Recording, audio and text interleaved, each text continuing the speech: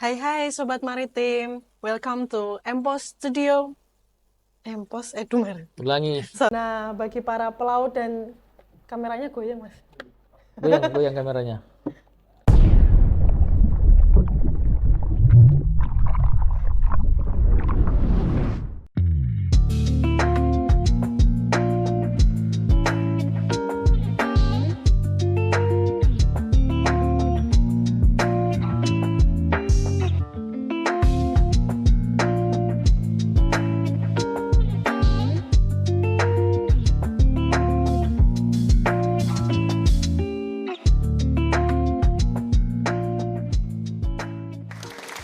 Hai Sobat Maritim, welcome to Edu Maritim Podcast Studio. Dalam sesi sharing informasi layanan pendidikan Politeknik Ilmu Pelayaran Semarang. Bersama saya, host Arianti Sri Nugraheni, dan hari ini kita kedatangan narasumber spesial nih, yaitu Bapak Kepala Bagian Administrasi Akademik dan Ketarunaan, Dr. Kapten Ilham Azhari, SSI TMMMR. Selamat datang, Kep. Terima kasih Mbak Ranti. Selamat pagi sahabat maritim PIP Semarang. Terima kasih sudah hadir di podcast pada hari ini ya, Kep. Kita hari ini mau sharing-sharing informasi nih, Kep, soal layanan diklat di Politeknik Ilmu Pelayaran Semarang, yaitu ITO dan ITR atau Electro Technical Officer dan Electro Technical Rating. Nah, untuk ITO dan ITR sendiri itu apa sih, Kep? Dan mungkin adakah regulasi internasional yang mendasari dari diklat ITO dan ITR tersebut? Jadi mohon izin mungkin Kep Ilham dapat menjelaskan nih kepada sobat-sobat maritim. Baik, terima kasih Mbak Rianti selaku host podcast kali ini. Sahabat maritim PIP Semarang, tentu PIP Semarang sebagai salah satu lembaga diklat pelayaran di bawah naungan Kementerian Perhubungan akan terus berupaya untuk bagaimana melaksanakan kegiatan pendidikan yang berstandar nasional maupun internasional, dan salah satu program pendidikan dan pelatihan yang akan kita laksanakan adalah sebagaimana tadi disampaikan oleh host kita, yaitu Electro Technical Officer dan Electro Technical Rating. Nah, sejalan dengan ketentuan di dalam STCW Amandemen 2010 bahwa mulai sejak tanggal 1 Januari 2017 bahwa setiap kapal itu diwajibkan memiliki personil yang dilengkapi dengan COC ETO atau Certificate of Competency as Electro Technical Officer, dan sesuai dengan STCW Code Part A Chapter 3 Section I 3/6. Dan untuk kompetensi Electro Technical Rating atau ETR sesuai dengan STCW Code Part A Chapter 3 Section A 3/7. Ini berupa COP ETR atau Certificate of Proficiency as Electro Technical Rating. Nah, bagi awak kapal dan anak buah kapal yang menjalankan tugas kelistrikan di kapal, hal ini merupakan mandatory dari International Maritime Organization, sehingga Indonesia sebagai salah satu anggota IMO ini berkewajiban untuk melaksanakan atau menerapkan ketentuan tersebut. Nah, PIP Semarang itu telah memenuhi persyaratan pelatihan sesuai dengan standar atau ketentuan yang berlaku di dalam IMO Model Course, baik IMO Model Course 708 terkait dengan Electro Technical Officer dan IMO Model Course 715 tentang Electro Technical Rating. Nah, ini tentu juga mengacu kepada ketentuan Peraturan Menteri Perhubungan nomor 26 tahun 2022 tentang pengawakan kapal niaga, di mana dipersyaratkan bagi kapal dengan tenaga penggerak minimal atau horsepower 750 kW wajib diawaki oleh pemilik sertifikat Electro Technical Officer dan Electro Technical Rating atau ETR. Nah, tentunya ini juga dikuatkan sesuai dengan surat keputusan dari Direktur Jenderal Perhubungan Laut nomor KP DJPL 715 tahun 2023 tentang pelaksanaan pendidikan dan pelatihan untuk mendapatkan sertifikat Electro-Technical Officer dan Electro-Technical Rating. Demikian Mbak Rianti. Baik, Cap. Untuk targetnya sendiri nih, target diklat ETO dan ETR itu siapa saja ya, Cap ya? Ya, itu target pelaksanaan diklat ETO dan ETR ini tentu berdasarkan ketentuan yang berlaku. Itu pertama adalah yang dari lulusan ijazah diploma 3 dan atau diploma 4 dengan akreditasi minimum sangat baik atau B serta memiliki ijazah minimal ATT 3. Kemudian yang kedua adalah target kedua adalah lulusan ijazah diploma 3 dan diploma 4 untuk rumpun teknik listrik atau elektro dengan akreditasi minimum sangat baik atau B. Nah, yang ketiga adalah bagi yang sudah memiliki sertifikat profesiensi ETR atau Electro Technical Rating dengan masa layar 24 bulan atau telah memiliki masa 24 bulan atau tanpa ETR dengan ketentuan memiliki masa layar 24 bulan sebagai elektrisian di atas kapal sebelum tahun 2012. Ini persyaratan untuk bisa mengambil diklat ETO peningkatan. Nah, kemudian yang keempat adalah lulusan minimal SLTP SMP dapat mengambil diklat ETR pembentukan, ya, ETR pembentukan. Kemudian yang kelima adalah yang memiliki ijazah ahli teknika tingkat 5 dan SMA untuk ijazah formal ini dapat mengambil sertifikat profesiensi ETR penyetaraan.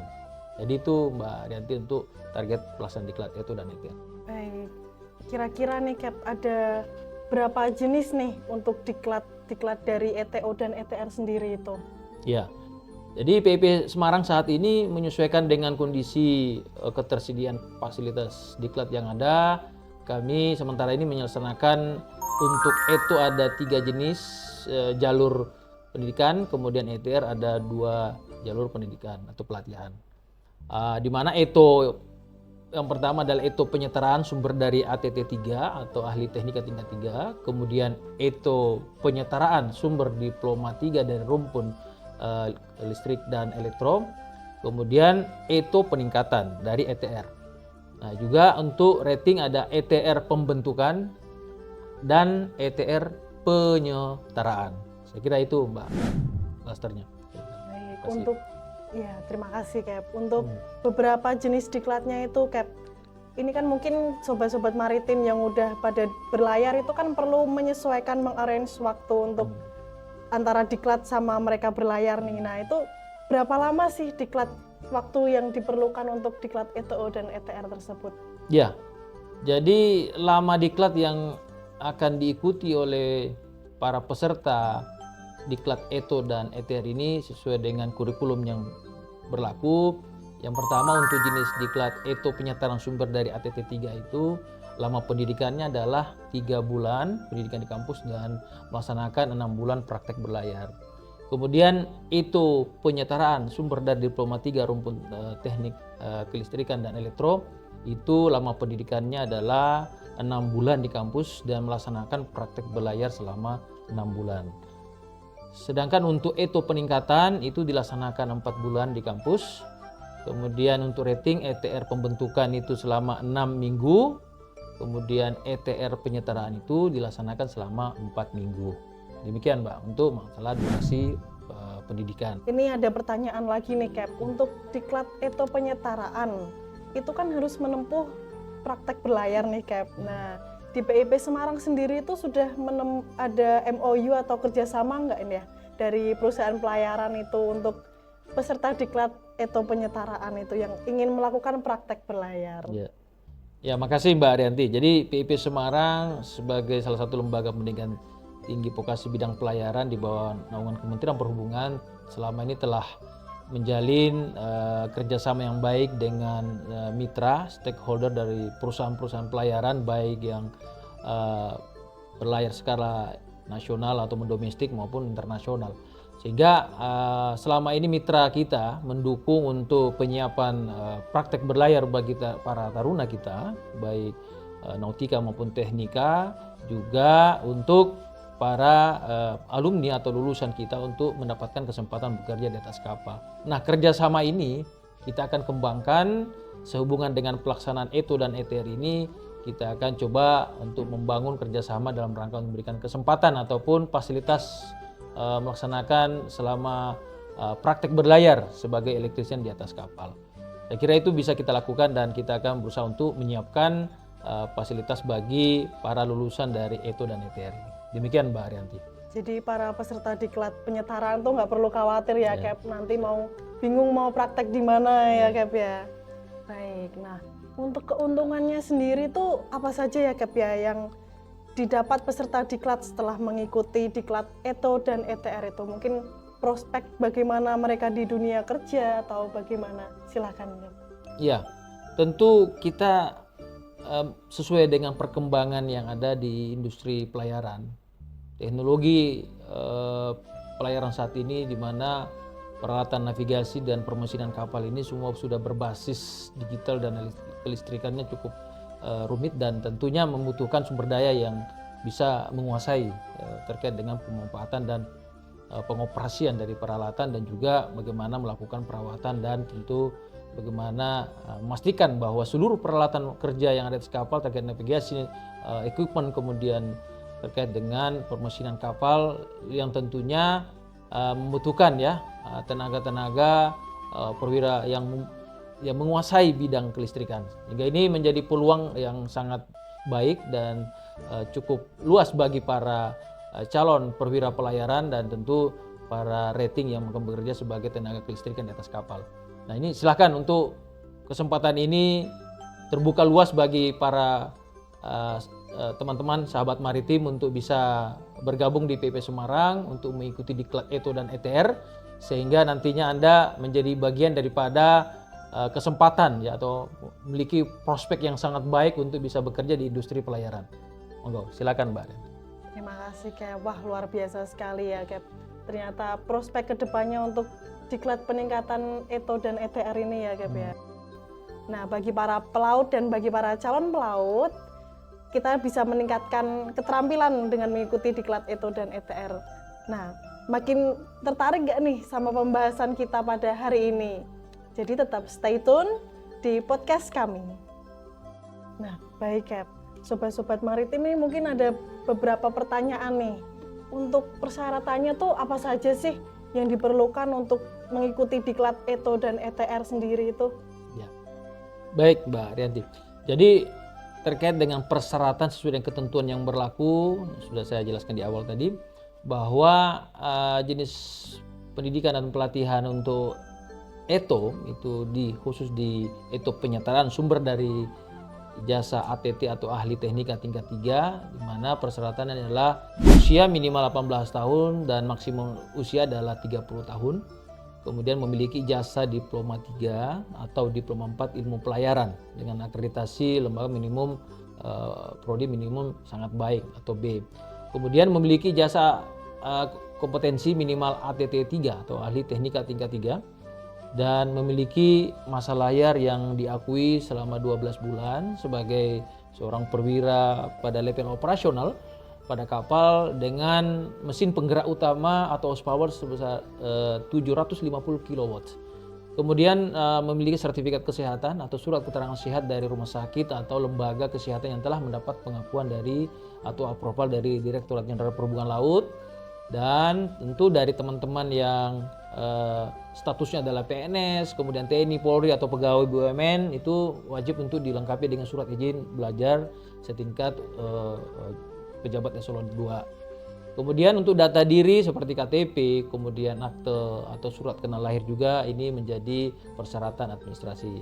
Kemudian ETO penyetaraan sumber diploma 3 itu kurang lebih sama, hanya membedakan adalah memiliki ijazah diploma 3 atau diploma 4 rumpun ilmu teknik listrik atau elektro dengan akreditasi minimal sangat baik atau B.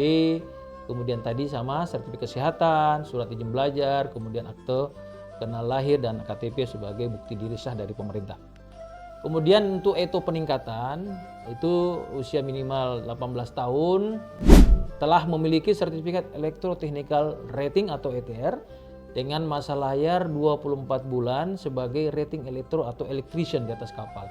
Nah, kemudian yang tidak memiliki ETR atau pernah bekerja sebagai electrician dengan masa layar 24 bulan atau ini berlaku untuk tahun sebelum 2012 ya. Jadi sebelum tahun 2012 mereka bekerja sebagai electrician itu minimal 24 bulan itu bisa mengikuti diklat ETO peningkatan ya. Tetapi yang setelah 2012 itu ada kewajiban untuk memiliki sertifikat profesiensi ETR atau Electro Technical Rating untuk bisa mengikuti diklat ETO peningkatan.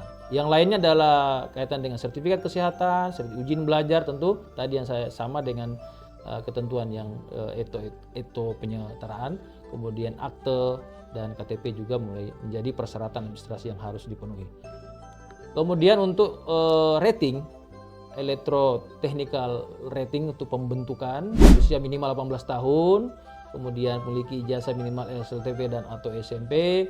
Kemudian sama tadi ada sertifikat kesehatan, surat keterangan sehat dari rumah sakit atau lembaga kesehatan yang telah mendapat pengakuan dari Direktorat Jenderal Perhubungan Laut. Kemudian surat izin belajar bagi yang khusus PNS atau TNI Polri atau pegawai BUMN. Kemudian memiliki akte lahir atau KTP sebagai tanda bukti diri dari pemerintah. Kemudian ETR penyetaraan ya, ETR penyetaraan ini juga usia minimal 18 tahun, memiliki ijazah minimal ATT atau ahli teknika tingkat 5 dan ijazah formal SMA. Masa layar yang sudah dimiliki adalah 12 bulan. Kemudian sertifikat kesehatan dan surat keterangan juga sama dari rumah sakit pemerintah yang telah diakui oleh DJPL. Kemudian surat izin belajar setingkat eselon 2 dari untuk yang khusus PNS, TNI Polri atau pegawai BUMN, dan bukti diri lainnya, dokumen bukti diri seperti akte kelahiran dan KTP.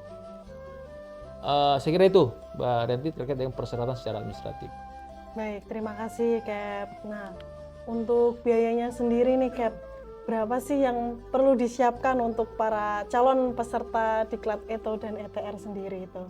Iya, makasih Mbak Rianti. Terkait masalah pembiayaan tentu teman-teman sahabat maritim yang akan mengikuti diklat ETO dan ETR di PIP Semarang sesuai dengan kebutuhan diklat ya, untuk kelancaran operasional kegiatan pendidikan dan pelatihan untuk ETO dan ETR ini kami menyesuaikan dengan durasi dan tentu kebutuhan apa saja yang dibutuhkan dalam rangka untuk kelancaran proses pendidikannya. Nah, untuk ETO penyetaraan sumber dari ATT 3 itu biaya diklatnya adalah Rp11.290.000. Kemudian ada biaya wisuda sebesar Rp3.700.000. Ini belum termasuk biaya ujian keahlian pelaut. Nah, ini akan dilaksanakan ujian keahlian pelaut di akhir nanti oleh Dewan Pengujian Keahlian Pelaut. Nanti akan disampaikan secara lebih lanjut lagi. Kemudian ETO penyetaraan sumber diploma 3. Nah, ini biaya diklatnya Rp15.300.000. Kemudian untuk kebutuhan wisuda Rp3.700.000, belum termasuk ujian PUKP-nya. Ujian dari PUKP yang akan laksanakan terkait dengan kewajiban untuk pengujian kompetensi dari diklat ETO penyetaraan sumber dan diploma 3. Kemudian ETO peningkatan biaya diklatnya adalah Rp12.700.000, wisuda Rp3.700.000 sama. Ini juga belum termasuk ujian PUKP-nya. Nanti kan kita sampaikan lebih lanjut.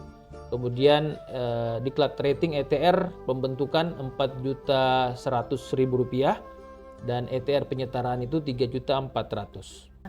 Untuk pembayarannya itu Cap, apakah harus dibayarkan lunas di awal atau bisa diangsur selama masa diklat nih? Ya, terkait masalah pembayaran bagi para peserta khusus yang ETO, kami beri kesempatan atau keluasan bagi para peserta untuk bisa membayar secara bertahap. Jadi supaya ini tidak memberatkan peserta, kalau misalnya dananya belum terkumpul secara total untuk kebutuhan diklat, mungkin bisa dipersiapkan secara bertahap dan dia bisa membayar secara bertahap sesuai dengan durasi masa pendidikannya. Saya kira itu. Baik, terima kasih. Untuk mekanisme pendaftarannya sendiri nih, bagi Sobat Maritim yang ingin mendaftar itu, apakah harus hadir di Politeknik Ilmu Pelayaran Semarang atau bisa melalui online, Cap? Ya, jadi saya kira sahabat maritim ini sudah paham ya, beberapa peserta diklat sudah mengenali bagaimana proses pendaftaran secara online, dan tentu ini sama. Proses pendaftaran juga kita laksanakan secara online, ya meskipun bisa juga mereka datang ke kampus ya untuk bisa bertemu dengan teman-teman petugas di PP Semarang, tetapi kami tetap menyiapkan mereka untuk bisa melakukan pendaftaran melalui website yang telah kami siapkan, itu di web dkkp.pipsemarang.ac.id. Nantinya ada kewajiban untuk membuat akun atau login yang sudah memiliki akun. Nah, ini tinggal milih ya untuk mengklik di diklat ETO dan ETR, dan di dalamnya nanti sudah tertera apa persyaratannya yang harus disampaikan, dan kemudian melakukan proses pendaftaran secara online. Jadi bisa lebih cepat dan bisa segera terdaftar untuk menjadi calon peserta diklat ETO maupun ETR sesuai pilihannya. Demikian Mbak Arianti. Baik, terima kasih Cap untuk beberapa pertanyaan nih yang tadi telah disampaikan dari sobat-sobat maritim. Nah, mungkin ada beberapa kalimat yang ingin disampaikan nih agar sobat maritim makin tertarik nih Cap untuk bergabung di diklat ETO dan ETR. Iya, terima kasih Mbak Arianti. Saya kira kita sama-sama pahami bahwa sebagaimana yang saya sampaikan di awal, karena kebutuhan daripada sumber daya manusia sebagai officer dan sebagai rating di atas kapal yang menangani khusus kelistrikan di kapal ini sangat dibutuhkan, sehingga ini menjadi peluang yang sangat luas bagi para sahabat maritim untuk bisa bergabung di PP Semarang untuk mengikuti diklat ETO dan ETR. Nah, tentunya ini sangat bermanfaat dalam pengembangan karir ya di bidang pelayaran, dan lulusan diklat ini tentu banyak diminati oleh perusahaan-perusahaan pelayaran, baik yang berskala nasional atau domestik maupun berskala internasional, sehingga teman-teman tidak perlu khawatir bagaimana untuk meraih peluang bekerja seluas mungkin pada industri pelayaran. Silakan. Kemudian diklat ini juga tidak begitu lama ya, durasi pendidikannya tidak begitu lama, sehingga memudahkan mereka untuk mengatur kapan harus pendidikan, kapan akan melaksanakan pekerjaan di atas kapal. Kemudian biaya pendidikan ini kita bisa berikan keluasan mereka untuk membayar secara bertahap selama melaksanakan proses pendidikan di PP Semarang. Saya kira itu hal-hal yang perlu diketahui oleh sahabat maritim, dan saya berharap teman-teman dan sahabat maritim semua dapat bergabung di PP Semarang untuk bersama-sama mengikuti pendidikan ETO dan ETR dalam rangka untuk memenuhi kebutuhan industri maritim atau industri pelayaran baik nasional maupun global. Saya kira itu Mbak Arianti. Selamat bergabung. Nah, bagi para pelaut dan calon pelaut di Indonesia, mari beramai-ramai daftarkan diri Anda ke Politeknik Ilmu Pelayaran Semarang mengikuti diklat ETO dan ETR. Demikianlah bincang-bincang kami pada hari ini bersama narasumber kami, Dr. Kapten Ilham Ashari. Terima kasih Mbak Arianti, terima kasih semua sahabat maritim. Kepada Cap Ilham kami ucapkan terima kasih telah hadir dan telah berkenan memberikan informasi kepada sobat maritim yang sangat bermanfaat, utamanya bagi para pelaut dan calon-calon pelaut di Indonesia. Terima kasih pula kami ucapkan kepada sobat maritim telah menyaksikan program kami. Akhir kata, saya Arianti Sri Nugraheni selaku host pamit undur diri. Mohon maaf jika ada salah-salah kata. Jaya selalu maritim Indonesia, salam prestasi dan sampai jumpa. Terima kasih.